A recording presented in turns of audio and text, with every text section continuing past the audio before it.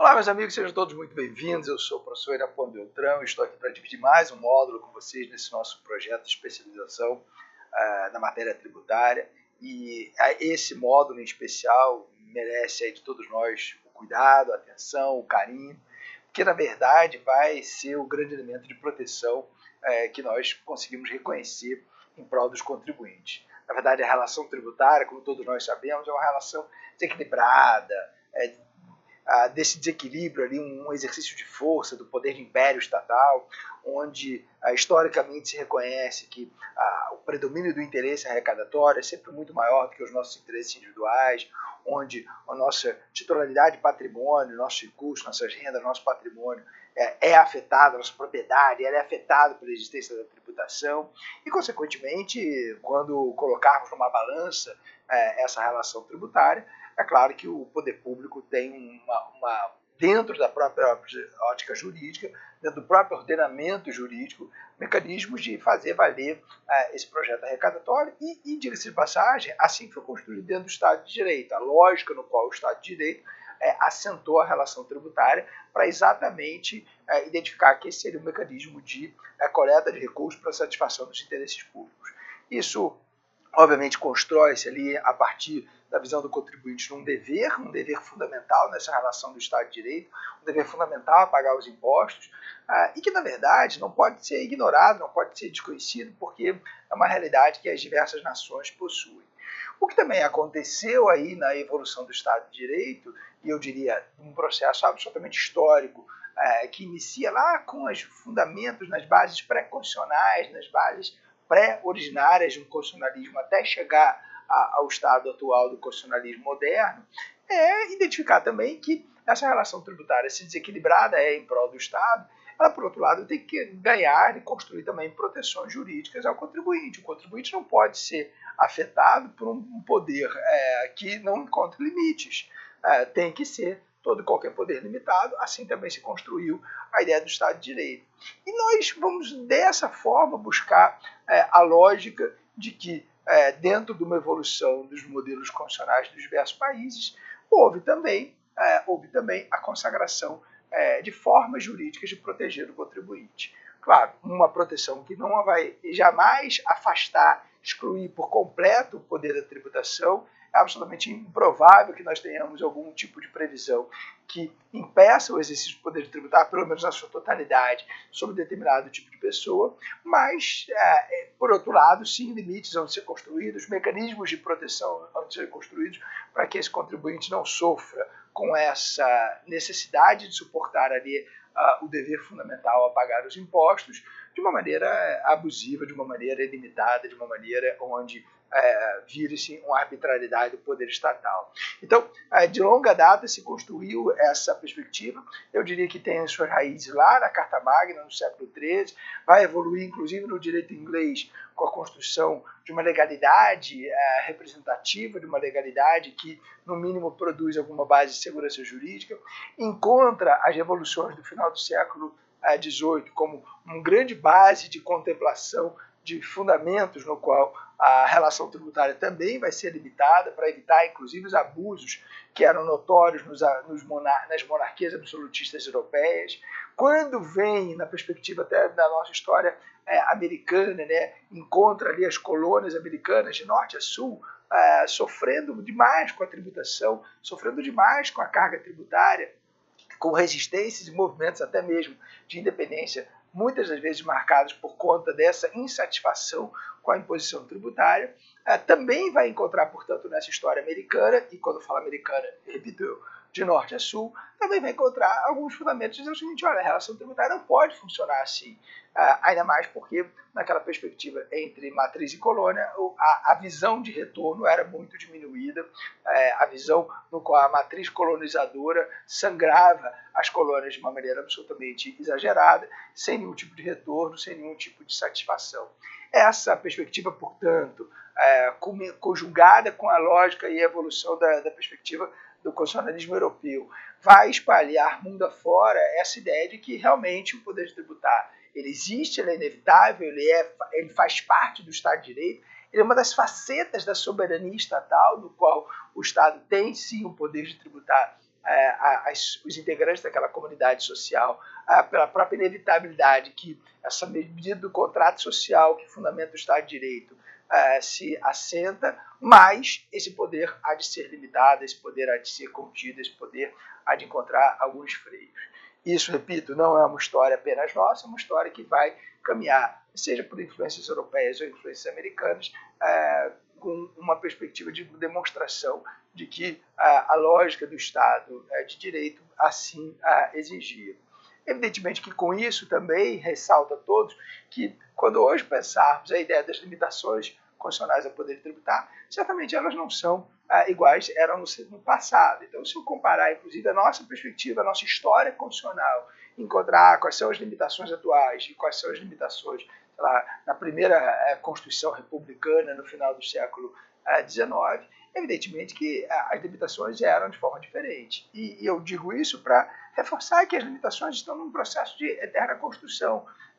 Trata-se, portanto, de freios que funcionam, mas também, se pensarmos em termos de listagem, deve ser compreendido como uma listagem aberta na perspectiva temporal, com conteúdo que pode variar no tempo e no espaço, em alguns lugares com mais proteção do que, por exemplo, em outros, e, consequentemente, essas experiências amoldando a nossa ideia de que essas restrições, essas resistências ao poder de tributar, evidentemente, produzem aí uma perspectiva de estarmos em constante reflexão, em constante aprimoramento.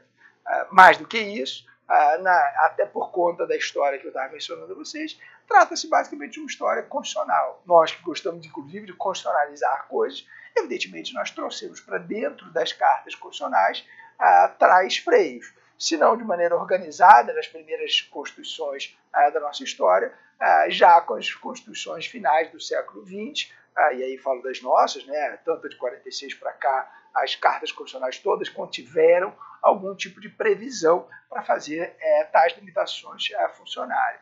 Então, não pensem que é uma história do texto de 88, é uma história que vai sendo evoluída, vai sendo construída desde, talvez, da nossa primeira Carta Constitucional, vem, inclusive, com influências estrangeiras, vem, inclusive, apropriando-se de algumas experiências boas e ruins que houve em algumas outras localidades, e vai fazer com que, numa perspectiva da evolução do nosso constitucionalismo, se mostre ali como um pedaço de um conjunto de previsões que vão ser contidas.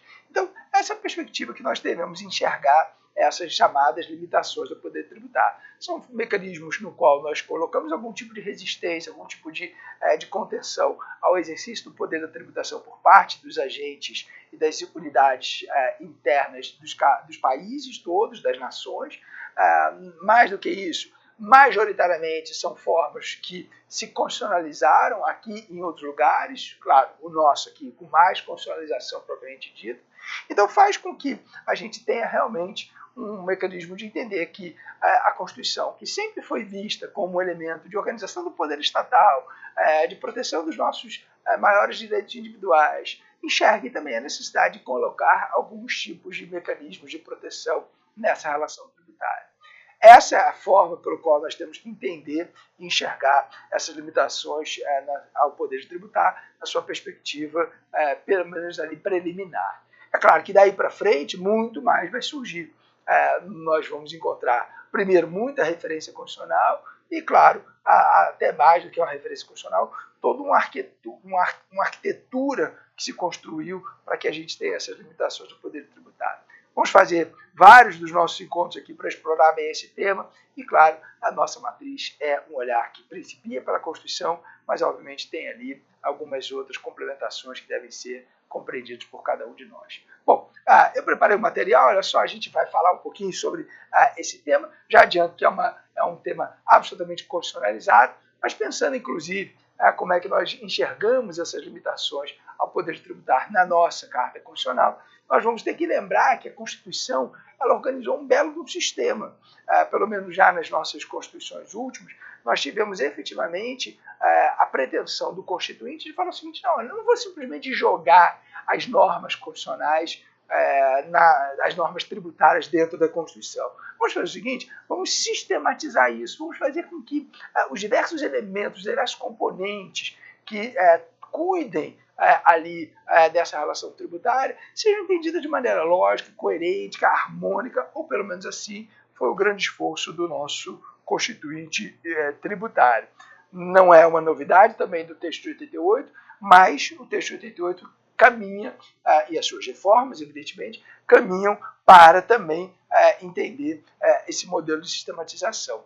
Essa lógica, por outro lado, que nós falamos ali, desse modelo no qual o sistema tributário nacional se assenta, fez com que nós percebêssemos que o Constituinte, para a organização dessa sistematização, não estava satisfeito apenas em identificar que nós teríamos um poder tributário. Ele até faz isso, até para nos dar segurança. Observem lá o meu primeiro comentário em cima, de que o Constituinte define efetivamente o poder tributário. E quando eu falo define, porque ele vai trazer quais são as espécies tributárias e suas características básicas. E aí, evidentemente, todos nós sabemos que, apesar de nós termos 5 grandes espécies tributárias, evidentemente nós temos que reconhecer que dessas 5 grandes espécies tributárias, as características estão lá constitucionalizadas.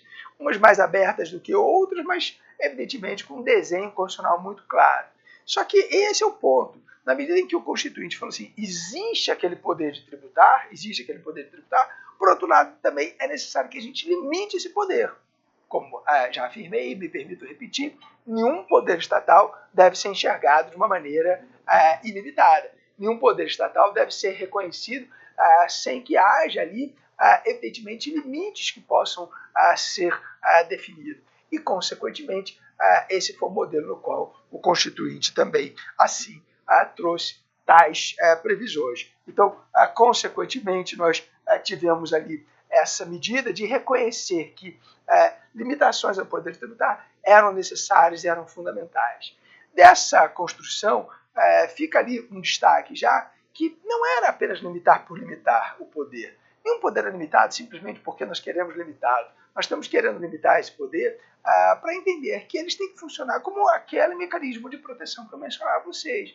Ou seja, nós vamos traduzir ali essas previsões constitucionais como uma forma de estabelecer garantias e proteções a esse contribuinte, como uma forma de falar para esse contribuinte o seguinte, olha, senhor contribuinte, fique tranquilo porque pelo menos algumas proteções, pelo menos alguma contenção esse poder vai ter. Então, assim nós temos que reconhecer o desafio do Constituinte, que procurou sistematizar as relações tributárias, identificou como ela funcionaria, mas mais do que identificar como ela funcionaria, trouxe também uma série de limitações a esse poder, para que esse poder houvesse ali um exercício a partir da sua premissa constitucional, de uma maneira também respeitosa aos nossos predicados mais jurídicos que o Estado de Direito construiu.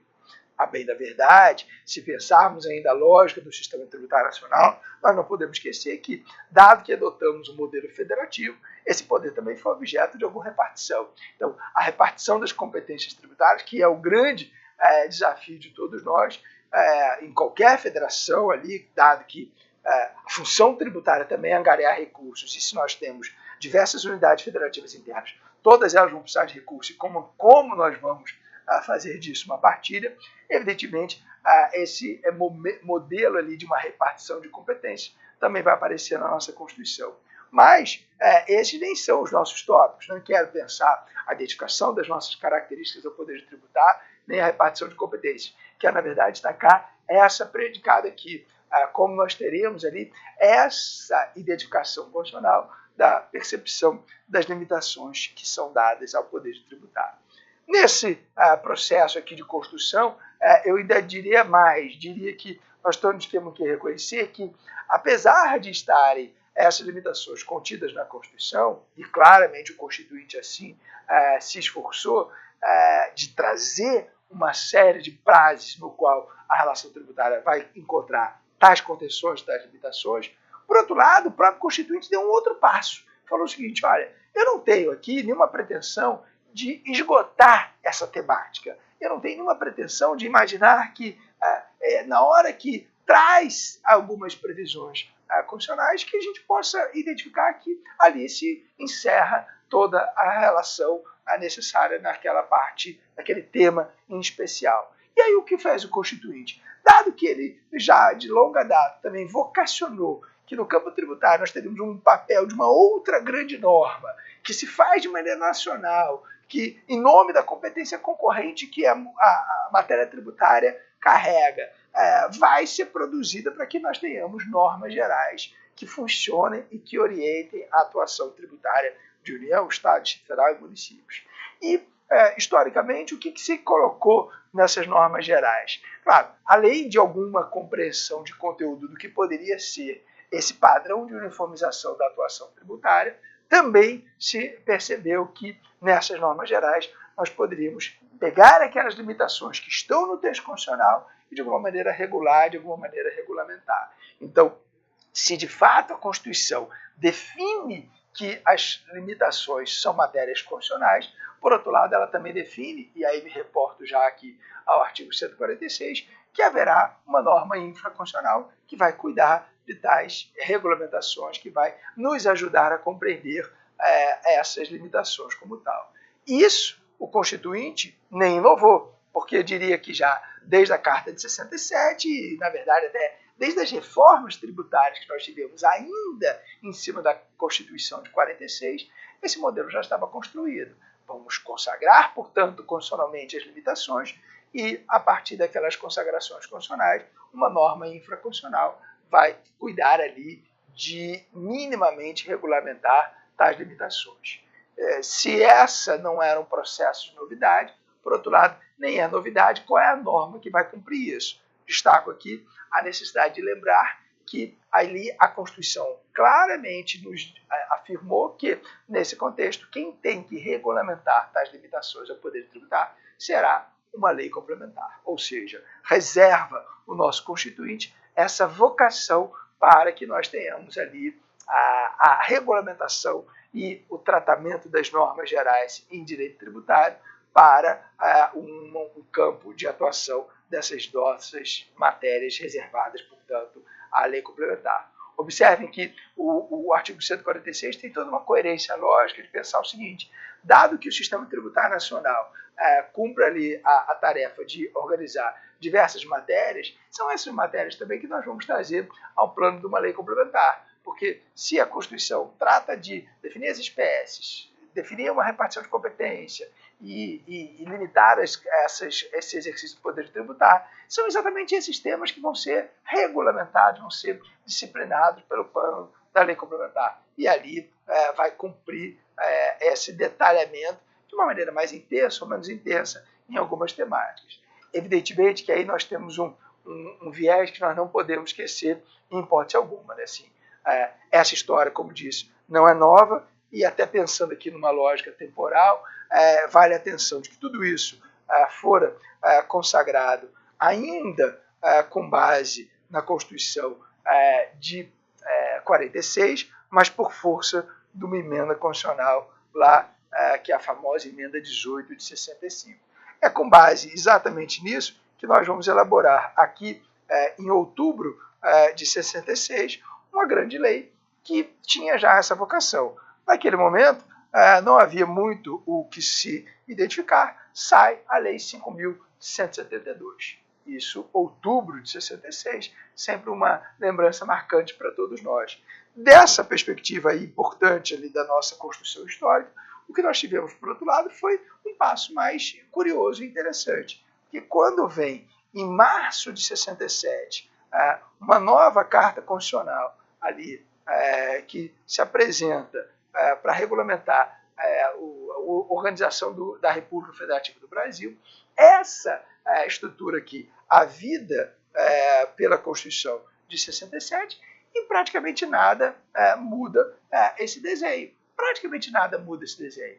Mas, por outro lado, faz um grande caminho, sim.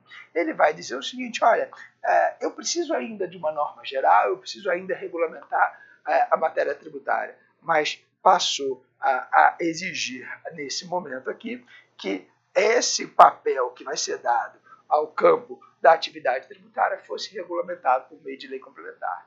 E aí, meus caros, é que nós vamos ter todo um desenho importante, né? Um desenho de fazer com que essa previsão da Constituição de 67 seja lida diante daquela lei que teria nascido meses antes. E, como todos nós sabemos, haverá aqui um processo de recepção daquela norma e, consequentemente, uma recepção para dizer o seguinte: olha, então aquela norma lá, a chamada Lei 5.172, fica recepcionada com status de lei complementar. Então, esse foi o grande exercício que nós tivemos. Isso faz ali a lembrança de todos nós de o que aconteceu nessa perspectiva e, consequentemente, ali o tratamento que é dado em cima dessa necessidade que este tema que nós estamos falando agora seja reservado à lei complementar. A ser fiel ainda dessas referências ao ano de 67, também sai ali um outro ato, daqueles múltiplos atos que saíam, que nós nem utilizamos mais a denominação atual, para dizer o seguinte: olha, esta lei aqui passa a ser chamada de Código Tributário Nacional. Então, nesse ano de 67, é um momento absolutamente marcante para todos nós, né? Porque, no final das contas, vai dizer o seguinte: olha, aquela norma de 66 está recepcionada, mas ela está recepcionada com status de complementar, que foi a grande novidade trazida lá pela Constituição de 67, e logo na sequência, por um outro ato ali normativo, se dá para aquela norma o denominador do Código Tributário Nacional. Então, conto essa história, reconheço a toda essa história, para que se lembre também o seguinte: quando nós enxergarmos quem é a tal da lei complementar que vai regulamentar a vida dos poderes, das limitações dos poderes tributários, é o Código Tributário. É o Código Tributário, para o bem ou para o mal, é ele que cumpriu essa tarefa. E é ele que vai ser, inclusive, inspirador do que nós vamos ter aqui em 88. Porque quando vem aqui a Constituição, novamente aqui, em outubro de 88 do século passado, e que todos nós sabemos que sai ali a Constituição, esse modelo vai ser ainda mantido. Observe, é um modelo que começou lá em 65, onde se organiza constitucionalmente alguma coisa, e daquela organização constitucional nós vamos ter uma norma infraconstitucional ali para sistematizar e regulamentar mais aqueles temas. E, consequentemente, é isso que o artigo 146 que eu mencionava a vocês vai exigir. Ele vai dar esse mesmo tipo de tratamento. E, consequentemente, é nele que nós vamos recepcionar o Código Tributário, é com base nessa perspectiva aqui que nós vamos enxergar que, mesmo nesse assunto aqui das limitações ao poder tributar, nós vamos ter o desenho constitucional importante, sim, mas uma regulamentação que se dará pelo plano infraconstitucional para tratar dessas temáticas. Digo isso, inclusive, para lembrar o seguinte: aquela previsão do artigo 146 que traz ali uma demanda de, olha, cuidem, regulamentem, regulem mais precisamente, mais eventualmente até detalhadamente as limitações do poder tributar, nós não fizemos nenhuma grande lei complementar depois de 88. Claro, não para substituir o Código Tributário. Alguns fizemos, a Lei do Simples e outras tantas importantes, mas, evidentemente, nós ainda temos uma recepção do Código Tributário com as premissas que acontecia lá em 66. E eu falo dessas premissas para lembrar o seguinte: olha, lá quando em 66 se regulamentou as limitações do poder tributário, regulamentou aquelas que eram reconhecidas, aquelas que eram conhecidas naquele momento. E aí some-se a isso um outro comentário que eu tinha dito a vocês. Nós viemos até incrementando e trazendo novas limitações ao poder tributário. Nós viemos aumentando esse conjunto de limitações. Então, esse conjunto que foi sendo aumentado também para reconhecer talvez essa nossa dificuldade. Algumas das limitações que nós vamos colocar lá naquele artigo, lá naquela Carta Constitucional de 88, não eram conhecidas aqui atrás. Portanto, umas sim regulamentadas pelo Código, outras não.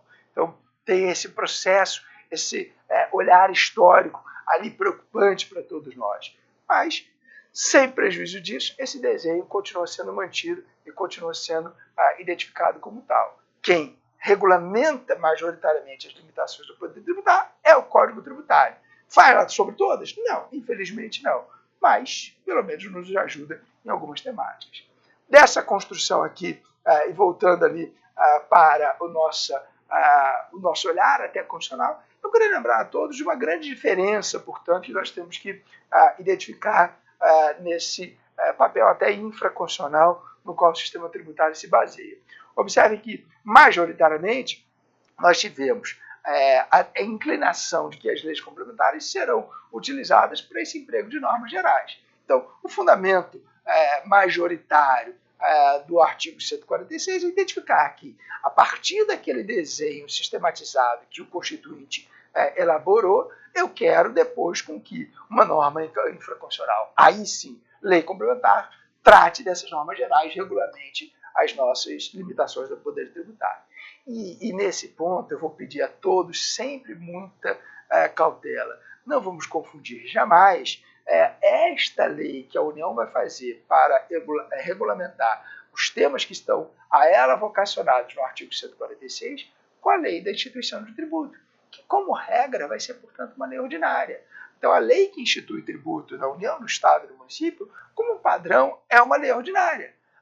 E isso vai se confundir com a lei complementar? Não, porque, como regra, nós vamos fazer essa distinção aqui. A lei de instituição do tributo, uma lei ordinária para trazer as regras da tributação. E a norma geral, a regulamentação ao poder de tributar, traduzida numa lei complementar. Então, essa é a preocupação clara que todos nós temos que reconhecer. Evidentemente, eu posso também aqui ser fiel à atenção de todos nós e lembrar o seguinte: então a gente só usa a lei complementar para isso? Não, nós usamos a lei complementar em todos os assuntos que a Constituição estabelece. Posso ter algum tributo que seja vocacionado pela Constituição para ser instituído por lei complementar? Pode, mas mesmo assim eu não posso confundir a lei de instituição de tributo com a lei norma geral. Ainda que eventualmente, mas não a regra, eventualmente nós tenhamos ali uma referência de que uma lei complementar também vai instituir tributos. Mas na essência, a necessidade de nós fazermos essa distinção, de nós separarmos qual é a norma instituidora do tributo, com qual é a lei que vai minimamente uniformizar e regulamentar as bases constitucionais, essa distinção vai existir. E só para ser absolutamente preciso e não cometer nenhum tipo de impropriedade, posso até lembrar a todos vocês quais são os tributos que, no texto de 88, são traduzidos numa necessidade que seja instituído mediante a lei complementar. Então, lá no artigo 148, nós vamos lembrar que toda e qualquer hipótese de empréstimo compulsório será instituído por lei complementar. Podemos lembrar que a figura do grandes fortunas, que fora inventado lá pelo texto constitucional de 88, que nunca saiu muito desse papel constitucional, também exige lei complementar. E o exercício das funções residuais, onde a União pode instituir impostos novos ou contribuições novas para a Seguridade Social, também será dado ao plano da lei complementar. Mas tirante esses quatro, eu ainda ficaria naquele meu padrão, naquela minha grande regra, de reconhecer que a norma de instituição tributária é uma norma que majoritariamente vai ser feita mediante lei ordinária. E, consequentemente, a lembrança de que nós não podemos, em momento algum, confundir, repito e prometo pela última vez, não podemos confundir a lei de instituição do tributo com a lei complementar que é vocacionada no artigo 146. E entender e lembrar sempre que é com base nesse artigo 146 que nós fizemos ali a recepção do CTN e temos que tentar entender como é que esse CTN, cumprindo aqueles papéis que são dados pelo artigo 146, vai tratar das nossas limitações ao poder de tributar. Quais são as informações que ele, CTN, me dá para essa temática aqui. Ainda que, como dissemos, esse não seja um papel de inauguração que o Código tem, porque estarão na Constituição. O papel ali é de regulamentação mesmo, de melhor detalhamento. Então esse é o cenário que nós vamos ter para entender as limitações do poder de tributar, para reconhecer como as limitações do poder de tributar são construídas. Evidentemente que isso aqui é só uma primeira apresentação. Nós vamos fazer a nossa primeira paradinha e vamos voltar para falar ainda mais sobre esses nossos contextos que dizem respeito às limitações constitucionais ao poder de tributar. Até já!